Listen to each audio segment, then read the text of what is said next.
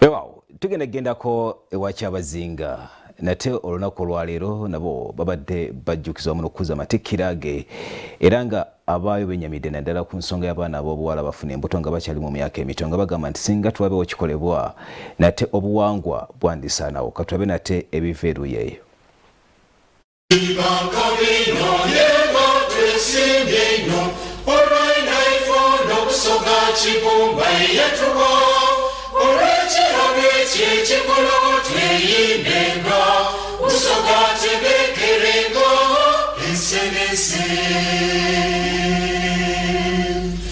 Ng'obwa Kyabazinga obw'obusoga buteekateeka okukuza amatikkira ga Kyabazinga Wilberforce Gabula Nadyope Kadimbula owookuna, emikolo egisookawo gitandikiddwako era ng'omukolo ogusoose okuzibwa lwe lunaku lwe yatongozebwa. Kyabazinga wa Busoga wamu n'abakulembeze ab'ennono n'ab'ebika mu Busoga balaajanye olw'omuwendo gw'abaana ab'obuwala abafuna embuto okweyongera buli lunaku.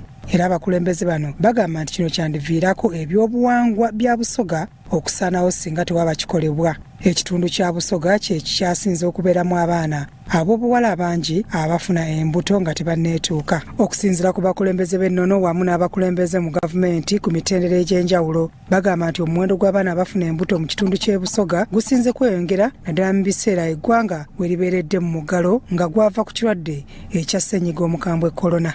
Kureti gye bagitaireku ey'okuba nti abaana baife balifumbirwa nga bakaali bato n'amabunda okutoola nga bakaali bato. Nsaba busabe baba nsaba onfuule namba ndala okutambulira buli wamu mu Busoga okubona nga abaana abawala n'abalenzi bayirayo ku masomero. Lwakuba ki lwakuba nti covid yayida amasomero bagaigala ayi guno mutawaana tigwa abantu bandi mutawaana gwaffe abazaalira abazaala abaana abo feeyo wali abaana tibakumika kuba bali otipegano batusenga amagezi abali kutuula enda olw'embeera eriwo. Banange ebivaamu okutuula enda bya buwangwa bya buliido nature. Time comes aye kisinza okuyitaana e Busoga is the family. Baba mbaire nsaba nti eisira liteeku family building a new Kisoga family. Abadde omugenyi omukulu ku mukolo guno eyaliko sipiika wa Parliament so nga yamyuka Ssaabaminisita asooka Right Honorable Rebecca Alitwala Kadaga asaba abakulembeze ku mitendera egy'enjawulo batwale ensonga y'okuggulawo amasomero mu ggwanga ng'enkulu wadde nga gavumenti tennaba kugaggulawo. Twogere ku ky'amasomero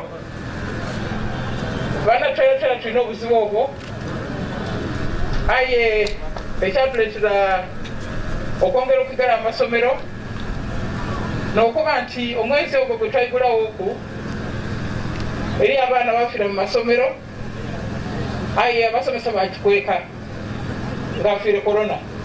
Tujja kwongera okukiteesaako tubone engeri kye tusobola okwongera okufuna sipiidi obulezi tukole ku nsonga eya vaccination.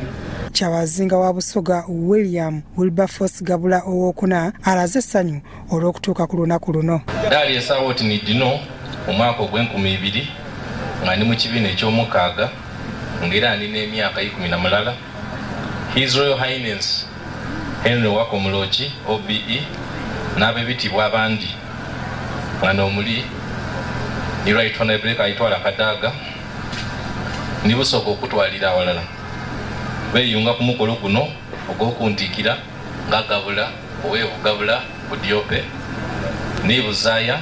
Ono yatuuzibwa ku nnamulondo y'abajjajjaabe ng'ennaku z'omwezi 14 omwezi ogwa Septemba omwaka 2014 era ng'emikolo gya kujaguzibwa olunaku olwa Mande olwa wiiki ejja.